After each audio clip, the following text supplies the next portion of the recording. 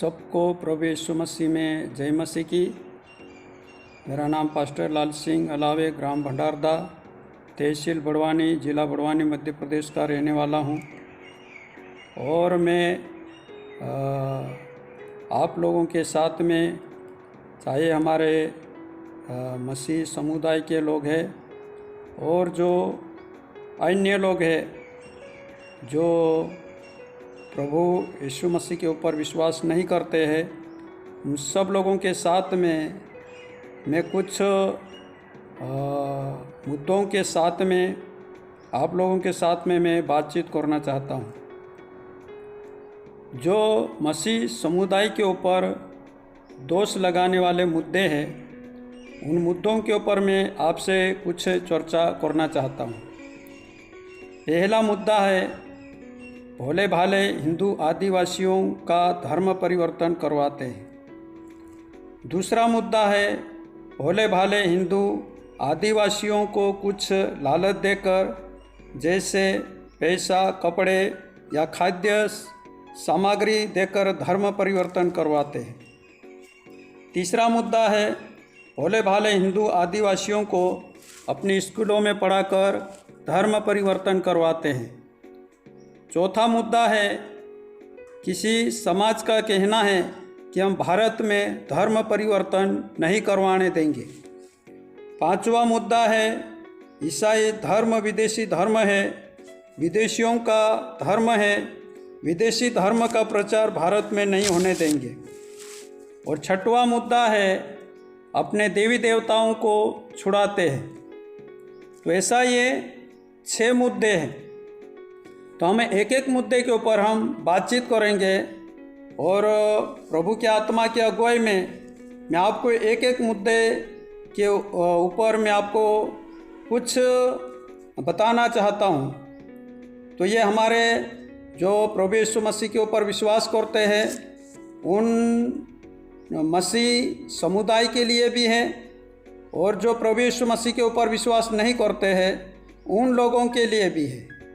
तो सबसे पहला मुद्दा है, भोले भाले हिंदू आदिवासियों को धर्म परिवर्तन करवाते हैं। तो इसके उत्तर में मैं आप लोगों से कहना चाहता हूँ कि हम धर्म परिवर्तन नहीं करवाते हैं। हम प्रभु यीशु मसीह के आदेश के अनुसार सुसमाचार सुनाते हैं, और लोग सुसमाचार सुनकर अपना जीवन और अपना मन बदल लेते हैं और बुराइयों को छोड़कर अच्छाइयों में जीवन जीना व्यतीत करते हैं। तो यहाँ जितने भी ईसाई समुदाय के लोग हैं, वो धर्म परिवर्तन नहीं करवाते हैं, लेकिन जो धर्म से परिवर्तन हो गया है उनको वापस धर्म में लाने का काम करते हैं। दूसरा मुद्दा, भोले भाले हिंदू आदिवासियों को कुछ लालच देकर, जैसे पैसा, कपड़े या खाद्य पदार्थ देकर धर्म परिवर्तन करवाते हैं। तो इसके लिए हमारे उत्तर में है, जितने भी ईसाई समुदाय के लोग हैं वो किसी को कुछ लालच नहीं देते हैं, परंतु इतना ज़रूर जानते हैं कि इस पृथ्वी के ऊपर हर नागरिक को धर्म का काम करने का अधिकार है। जैसा भूखों को खाना खिलाना, प्यासों को पानी पिलाना, नंगे उघाड़ों को कपड़े पहनाना, अज्ञानियों को ज्ञान की बात सिखाना। और जैसे हमारे मोदी सरकार, जो हमारे देश के प्रधानमंत्री हैं, आज वो देश के प्रधानमंत्री होकर गरीबों को मकान बनाने के लिए पैसा, शौचालय बनाने के लिए और गैस सिलेंडर लेने के लिए पैसा दे रही है, और बहुत से ऐसे गरीब और दीन दुखियों को ज़रूरत के अनुसार उनकी ज़रूरतों को पूरा कर रहे हैं। तो क्या ये सरकार धर्म का काम कर रही है या धर्म परिवर्तन का काम कर रही है? तीसरा मुद्दा, भोले भाले हिंदू आदिवासियों को अपनी स्कूल में पढ़ाकर धर्म परिवर्तन करवाते हैं। उत्तर में, ईसाई मिशनरी अपने स्कूलों में बच्चों को पढ़ाकर धर्म परिवर्तन नहीं करवाते हैं, परंतु एक अच्छा नागरिक और एक अच्छा उनका भविष्य बनाते हैं, ताकि इस थोड़े से समय के जीवन में अच्छा जीवन जी सके। और आज जितने भी ईसाई मिशनरी स्कूलों में पढ़ाई किया है और आज कोई बड़े नेता के पद पर है, कोई प्रधानमंत्री के पद पर, राष्ट्रपति, गवर्नर, मुख्यमंत्री, राज्यपाल, collector, SDM, engineer, doctor, SP, DSP और बड़े बड़े अधिकारी और उद्योगपति हैं। क्या ये लोग धर्म परिवर्तन किया है या अपना एक अच्छा भविष्य बनाया है? चौथा मुद्दा, किसी समाज का यह कहना है कि हम भारत में धर्म परिवर्तन नहीं करवाने देंगे। उत्तर में, हाँ, आपका सोच ठीक है।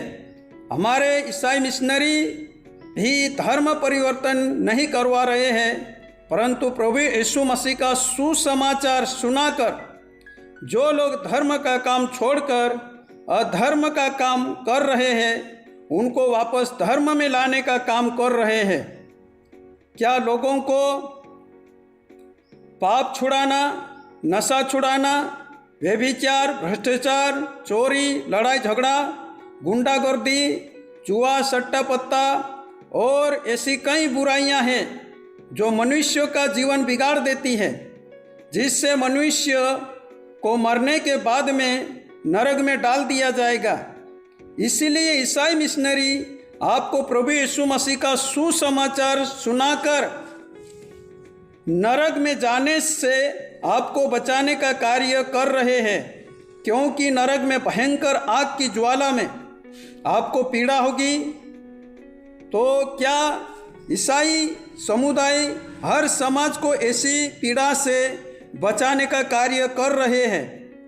वो किसी का धर्म परिवर्तन नहीं करवा रहे हैं। पांचवा मुद्दा, ईसाई धर्म विदेशी धर्म है और विदेशियों का धर्म है। विदेशी धर्म का प्रचार भारत में नहीं होने देंगे। आप यह कहते हैं कि ईसाई धर्म विदेशी धर्म है, तो हाँ, आप यह बताइए, क्या विदेश के लिए अलग पृथ्वी है? क्या अलग सूर्य चंद्रमा है? क्या वह अलग ग्रह पर रहते हैं? ऐसा नहीं है। तो यह पृथ्वी एक गांव के समान है, एक देश के समान है। जैसे गांव में कितने मोहल्ले होते हैं या देश में कितने राज्य होते हैं और हर एक राज्य का संचालन करने वाले नेता होते हैं, उसी प्रकार यह पृथ्वी एक गांव है या एक देश है। किसी गांव के एक मोहल्ले में प्रभु यीशु मसीह का जन्म हुआ, सो सारे गांव के लिए या सारी दुनिया के लिए प्रभु यीशु मसीह को इस पृथ्वी पर भेजा गया।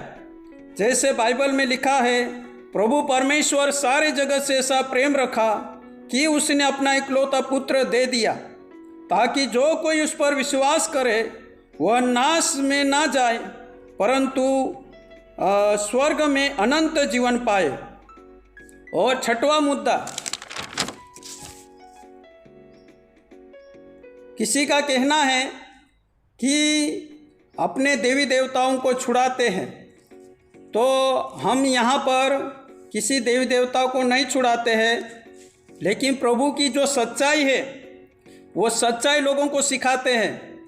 जैसे हमारे आदिवासी समाज के अंदर हमारे माता पिता को पूछते हैं, वो भी मरने के बाद में जीते जी उनका अच्छा सेवकाई नहीं दे पाते हैं, लेकिन मरने के बाद में उनको भगवान करके या देवी देवता करके पूछते हैं, या इस प्रकृति को पत्थर से लेकर पेड़ पौधे, जीव जंतुओं को, नदी, पहाड़ों को और कई प्रकार की ऐसी चीज़ों को पूछते हैं।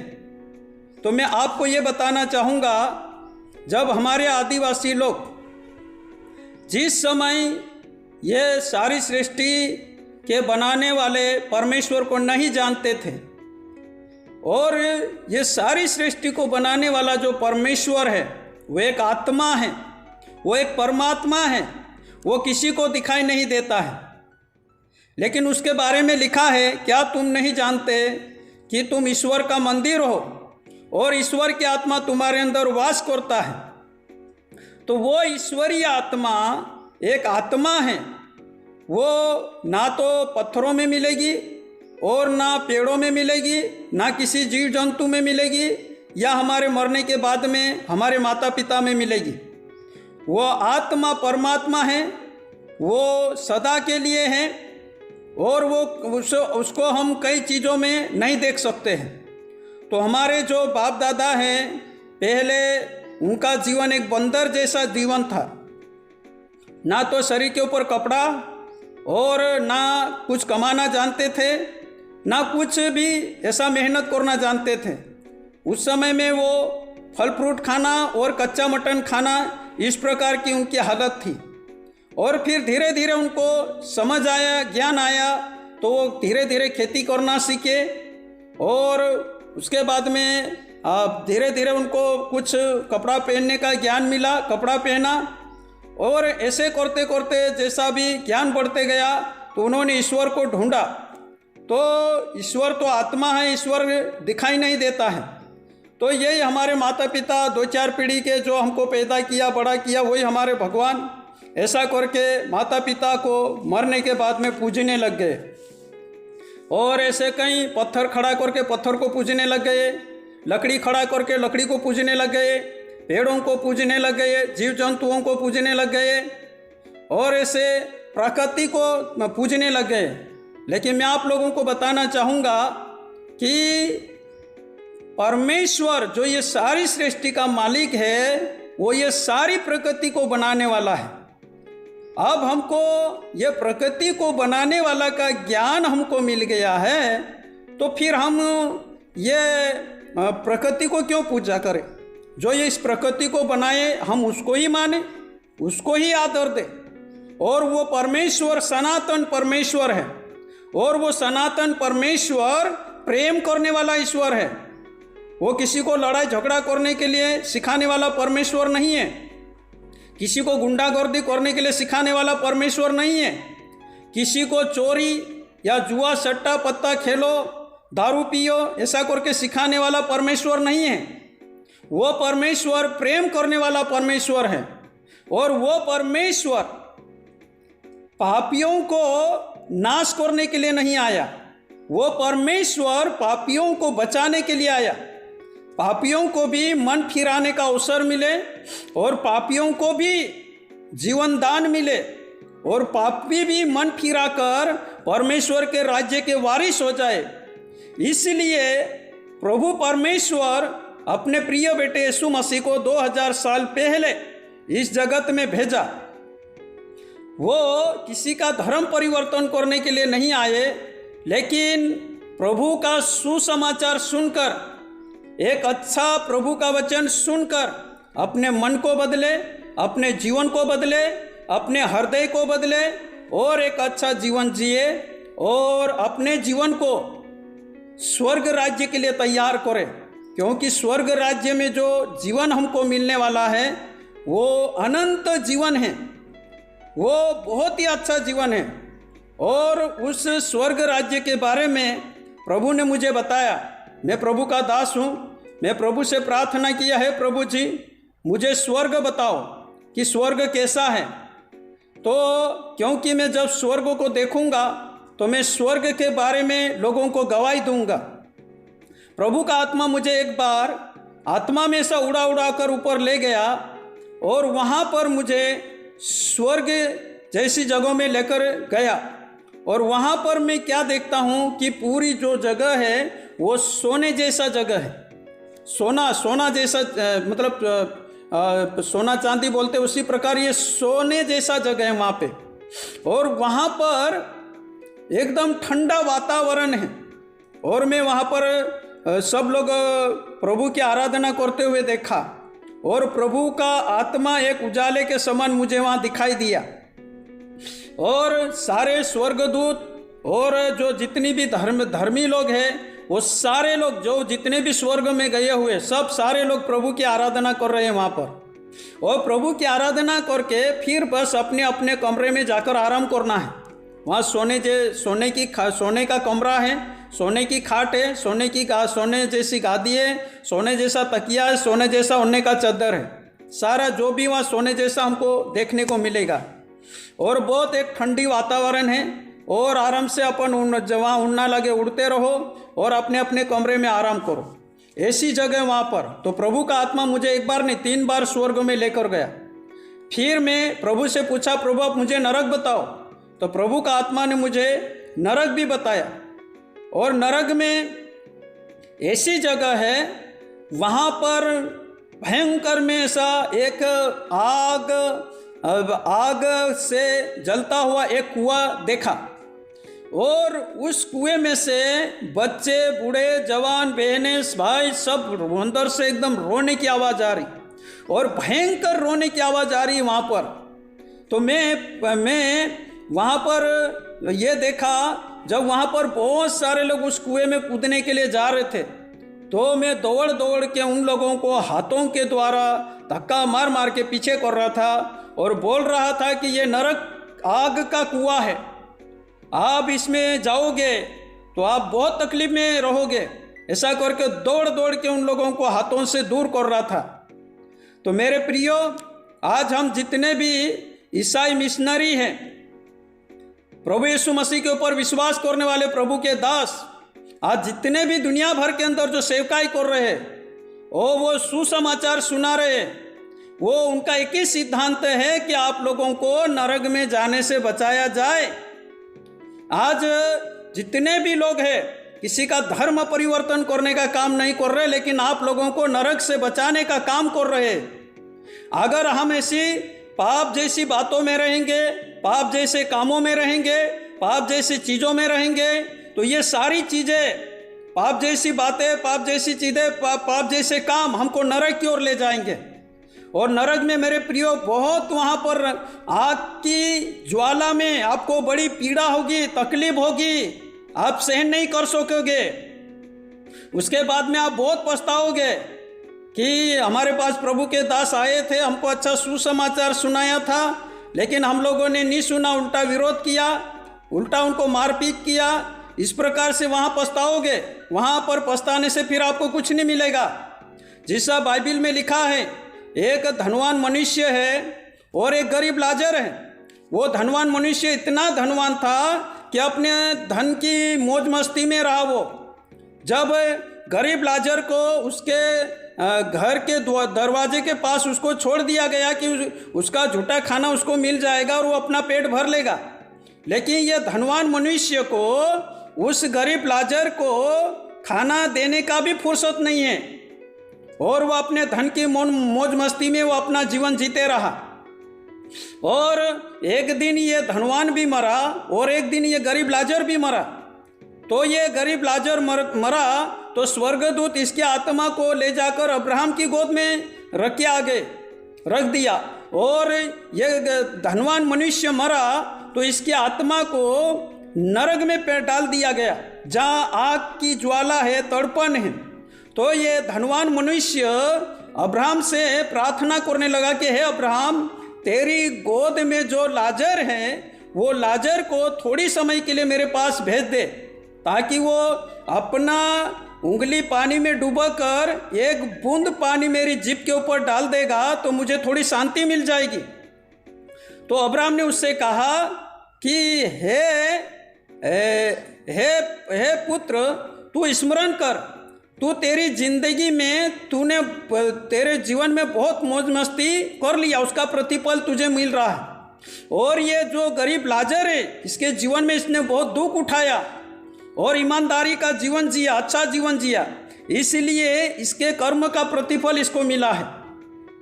अब यहाँ से कोई वहाँ नहीं जा सकता है और वहाँ से कोई यहाँ नहीं आ सकता है, क्योंकि हमारे बीच में से खाई है।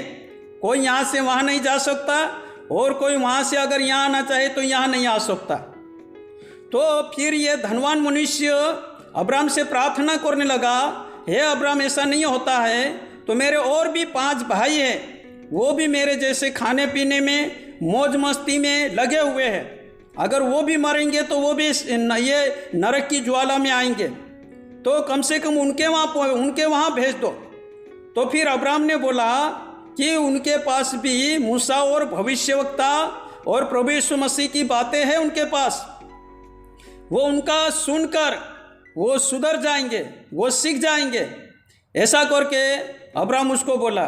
तो देखो, ये मरने के बाद में एक बूंद पानी के लिए तरस रहा है, अपने भाइयों के लिए प्रार्थना कर रहा है। तो मेरे प्रियो, मरने के बाद में फिर पछताने से कुछ नहीं होगा। वो बोलते हैं ना, सांप निकल गया घिसरन को लट मारने से कुछ नहीं होगा।